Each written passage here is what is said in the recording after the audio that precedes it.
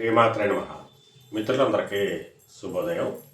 ఈరోజు శ్రీ విశ్వావసనామ సంవత్సర పుష్య బహుళ దశమి మంగళవారం. ఈరోజు విశాఖ నక్షత్రం. ఈరోజు జనవరి 13, 2026 మంగళవారం. ఈరోజు దుర్ముహూర్తం ఉదయం 8:43 అయితే 9:35 వరకు ఉంది. మరలా తిరిగి దుర్ముహూర్తం రాత్రి 10:49 అయితే 11:40 వరకు కూడా దుర్ముహూర్తం ఇవ్వడం జరిగింది. వజ్యం తెల్లవారుజామున 5:25 వరకు కూడా వజ్యం ఇవ్వడం జరిగింది. ఈరోజు పంచాంగరీత్యా ఈ రకమైనటువంటి ఫలితాలు వచ్చేస్తున్నాయి.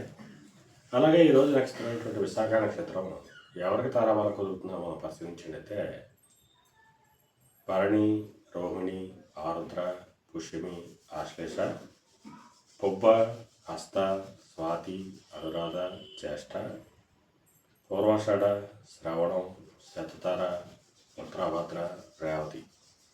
ఈ నక్షత్రంలో జన్మించిన మన మిత్రులందరికీ కూడా ఈరోజు నక్షత్రం విశాఖ అనుకూలంగా ఉంటుంది.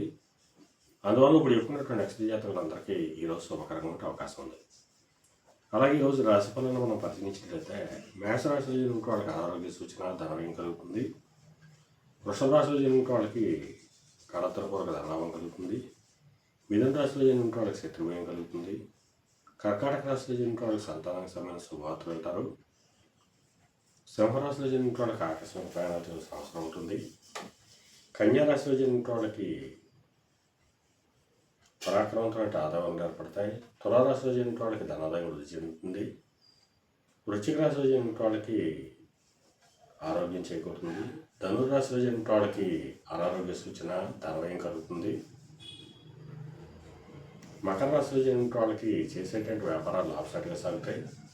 కుంభరాశిలో జన్మించిన వాళ్ళకి ఉద్యోగ అవకాశాలు పెరుగుతాయి. మేన రాశిలో జన్మించిన వాళ్ళకి పితృస్థానానికి సంబంధించి శుభవార్తలు ఉంటాయి. ఈరోజు ద్వాదశ రాశుల యొక్క ఫలితాలు ఈ రకంగా తిరిగడం జరిగింది. అలాగే ఈరోజు మంగళవారం.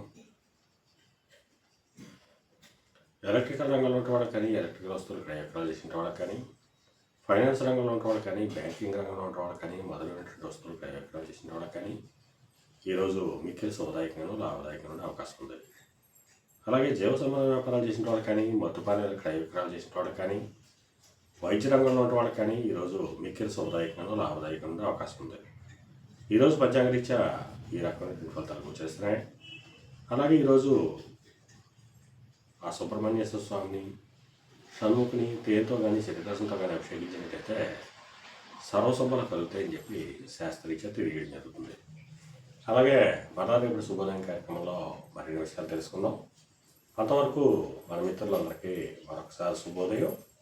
ఇట్లు మీ పెదవ సిద్ధాంతి కొల్లల మామిడి.